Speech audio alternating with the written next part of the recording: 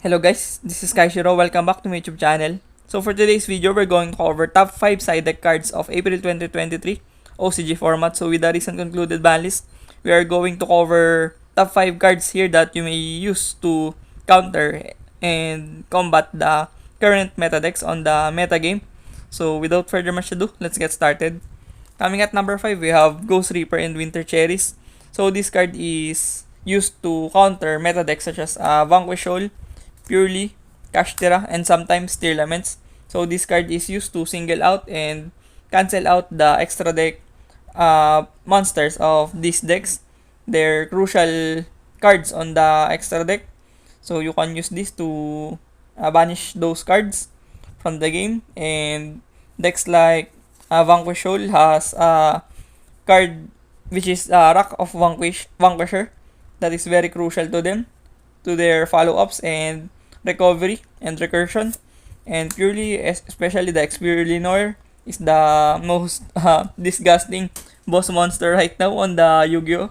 So you need to cancel out the Expurlinor.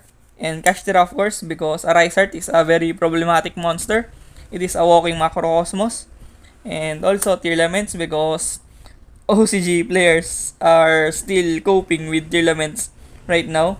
Tearlaments is still a relevant deck on the meta game as things stands right now. And Rule Galos is still a Winter Cherries target on the side deck if you have a spacious extra deck to use this Ghost Reaper and Winter Cherries. Especially the Rock of Vanquisher, because Vanquishol is pretty hard to side deck against. You can use Imperm, Ghost Ogre, Ghost Mourner, Effect Veiler on their monsters, but the problem is they can potentially dodge those targeting negations from you, because they can easily dodge it by returning back their monsters from the field to their hand. They have certain effects that can do that, so having a target negation can be pretty useless if they have the good hands to play around it. And so that's why people are trying to play these Winter Cherries just to cancel out this Rock of Vanquisher on their extra deck to slow the deck down. So at number 5, we have Winter Cherries and Ghost Reaper and Winter Cherries. It is only number 5 because the format is pretty much diverse right now. The format is really diverse with the decks like Vanquish Shoal, Purely, Kashtira, Tearlaments taking part of the metagame chart right now, and also other decks like Adamantipator and Super Heavy Samurai are pretty popular right now. So the format is very diverse. That's why it is only number 5, because you cannot use this on many other decks on the format. Coming at number 4, we have the Korikara Divine Garnet.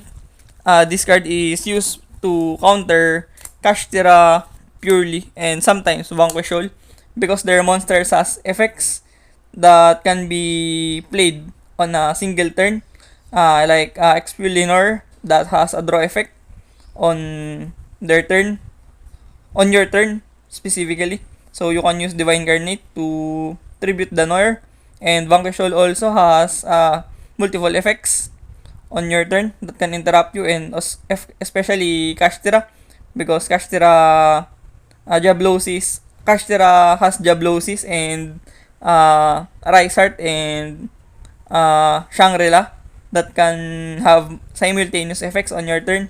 So you can use Divine Carnate to clear their boards. And also Divine Carnate can also be beneficial against combo decks such as Adamantipator and Super Heavy Samurai. You can also use this to clear their board if they have used the effects of their negation monsters on the field, like Boral Savage, Pulusa, and other cards like those negation type of monsters and all. So yeah, my number 4 on this list is Kurikara Divine Garnet. Coming at number 3, we have Harpy's Feather Duster. So on all kinds of format, I guess you need to respect the back row.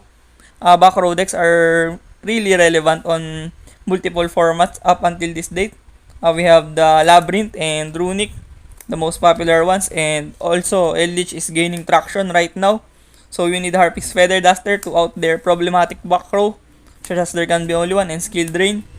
And also other decks like Exo Sister has a back row also that can really suffocate your turn. So you need to clear them using Harpy's Feather Duster, like this Exo Sister Returnia. So Harpy's Feather Duster is a pretty versatile card right now that you can use not only on back row decks but to some other meta relevant decks such as Exo Sister as well. So Harpy's Feather Duster makes my number 3 on this list. Coming at number 2, we have Dimensional Barrier. So you can literally win the game from just using this card on decks like Purely and Kashtira that has linear mechanics into XYZ summoning. So Dimensional Barrier helps you to win those kind of games, and also against tier 11s as well because it is still relevant. It is a fusion based deck, so it will lose to Dimensional Barrier. And also Exo Sister also has gaining tractions, and also decks like Pendulum decks such as Super Heavy Samurai that is linear to Pendulum Summoning that can lose also to Dimensional Barrier. So there's a lot of decks that you can topple and defeat with just this single card.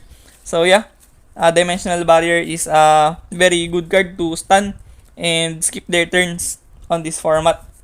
So yeah, Dimensional Barrier is my number 2 card on this list. Coming at number 1, we have Droll and Lockbird. Droll and Lockbird especially is really good against Purely, which I think the best deck right now on the format. Purely is the best for me because it is the most consistent meta deck out there, and it has a really high ceiling when it can produce Expurlinor on their turn. It is pretty much unbeatable at some cases right now. So Purely is the deck to beat on this format. That's why Droll and Lockbird is my number 1 side deck card to use on this format to answer Purely. And also decks like Super Heavy Samurai, Adamantipator, and even Kashtira sometimes can suffer against Droll and Lockbird if they are not playing around it and they are not prepared. And also Runic also can suffer against Droll because they have multiple cards that can draw for them. And rogue decks such as Fluandris and Sky Striker can also lose against Droll because they tend to add 4 card advantages, and it is very crucial for them to add and draw cards.